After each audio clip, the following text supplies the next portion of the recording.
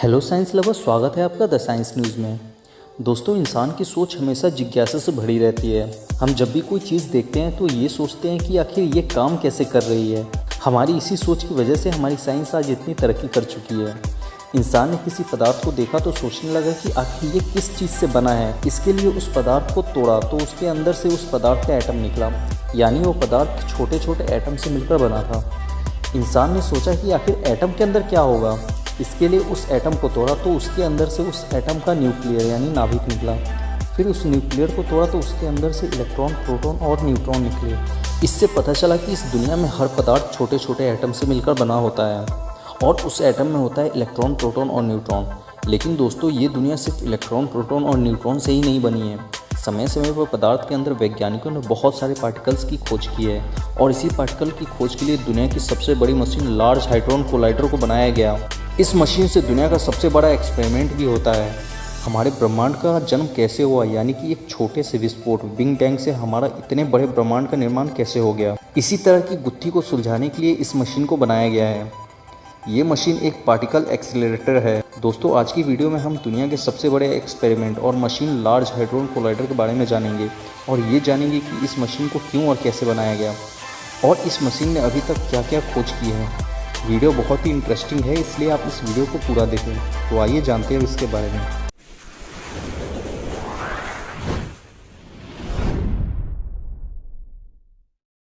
तो पहले जानते हैं कि ये मशीन करती क्या है और इसका काम क्या है।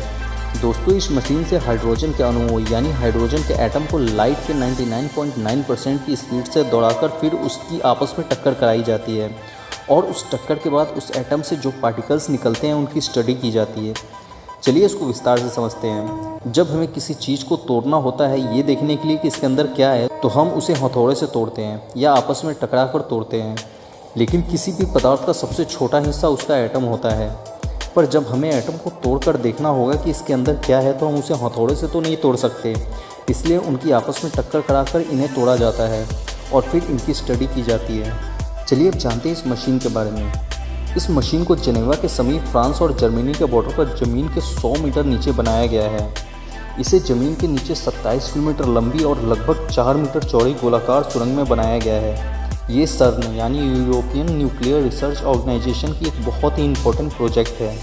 इस मशीन को 271 डिग्री सेल्सियस तक ठंडा रखा जाता है, यानी कि ये दुनिया की सबसे ठंडी जगह है। इसे बनाने में अभी तक 31,000 करोड़ रुपए से ज़्यादा खर्च हो चुके हैं। इसे बनाने में ईफिल टावर के बराबर स्टील का यूज़ हुआ है। इस मशीन के कई पार्ट हैं, जिसमें मेन एटलस, CMS, एलियास और LHCb है। अब आइए देखते हैं कि ये मशीन काम कैसे करती है। सबसे पहले हाइड्रोजन एटम को सिलेंडर से एक पाइप के थ्रू LHC के पाइप के चैम्बर में भेजा जाता है। अब यहाँ निगेटिव चार्ज वाले हाइड्रोजन एटम को निकाल लिया जाता है। अब बचे हुए पॉजिटिव चार्ज वाले प्रोटॉन्स पैकेट को इलेक्ट्रिक फील्ड द्वारा गति दी जाती है। इस प्रोटॉन्स पैकेट में करोड़ों अरबों प्रोटॉन होते हैं। अब इसे आगे एक बूस्टर रिंग में भेजा जाता है। इस बूस्टर रिंग का डायमीटर 157 मीटर होता है। यहाँ फिर से इसे इलेक्ट्रिक फील्ड के द्वारा एक्सीलरेट करके लाइट की स्पीड का 91.6% तक की स्पीड से प्रोटॉन को इस रिंग में दौड़ाया जाता है। इस समय प्रोटॉन की एनर्जी 1.4 गीगा इलेक्ट्रॉन वोल्ट तक हो जाती है। अब सुपर मैग्नेट के द्वारा इनकी दिशा बदलकर प्रोटॉन्स को आगे प्रोटॉन सिंड्रोम में भेजा जाता है। यहाँ इस रिंग का डायमीटर 688 मीटर होता है। यहाँ फिर से इसे इलेक्ट्रिक फील्ड के द्वारा लाइट की स्पीड के 99.1% तक की स्पीड दी जाती है। इस टाइम प्रोटॉन की एनर्जी बढ़कर 25 गीगा इलेक्ट्रॉन वोल्ट तक हो जाती है। अब यहाँ से प्रोटॉन को आगे सुपर प्रोटॉन सिंड्रोम में ट्रांसफ़र किया जाता है। इस रिंग का डायमीटर 7 किलोमीटर होता है। यहाँ प्रोटॉन को लाइट की स्पीड का 99.9% की स्पीड से दौड़ाया जाता है। यहाँ प्रोटॉन की एनर्जी बढ़कर 450 गीगा इलेक्ट्रॉन वोल्ट तक हो जाती है। प्रोटॉन की इतनी एनर्जी और स्पीड के बाद भी इनकी आपस में टक्कर थोड़ी मुश्किल होती है, क्योंकि सारे पॉजिटिव चार्ज वाले प्रोटॉन होने के कारण दो प्रोटॉन के बीच में प्रतिकर्षण यानी रिपल्शन का फोर्स लगता है। इसलिए अब प्रोटॉन को 27 किलोमीटर लंबी रिंग में यानी लार्ज हाड्रोन कोलाइडर में भेजा जाता है। यहाँ पर प्रोटॉन को लाइट की स्पीड का 99.99% तक की स्पीड दी जाती है। लार्ज हाड्रोन कोलाइडर में दो पैरेलल पाइप होते हैं जो 4 पॉइंट्स पर आपस में क्रॉस करते हैं। अब कुछ प्रोटॉन को लेफ़्ट साइड से पाइप में भेजा जाता है और कुछ प्रोटॉन को उसके पैरेलल वाले राइट साइड से पाइप में भेजा जाता है। लगभग 1 घंटे तक प्रोटॉन को इस 27 किलोमीटर लंबी सुरंग में दौड़ाने पर प्रोटॉन की एनर्जी बढ़कर 7 टेट्रा इलेक्ट्रॉन वोल्ट तक हो जाती है। यहाँ पर प्रोटॉन की स्पीड इतनी ज़्यादा हो जाती है कि ये 27 किलोमीटर लंबे इस सुरंग को 1 सेकेंड में 11,000 राउंड पूरा कर लेते हैं। अब प्रोटॉन को 4 पॉइंट पर टकराया जाता है और उस टक्कर के बाद उनकी स्टडी की जाती है। आइए अब जानते हैं कि लार्ज हाड्रोन कोलाइडर को क्यों बनाया गया। 1960 के दशक में वैज्ञानिक ये समझने की कोशिश कर रहे थे कि आखिर किसी भी चीज़ में द्रव्यमान यानी मास कैसे आता है।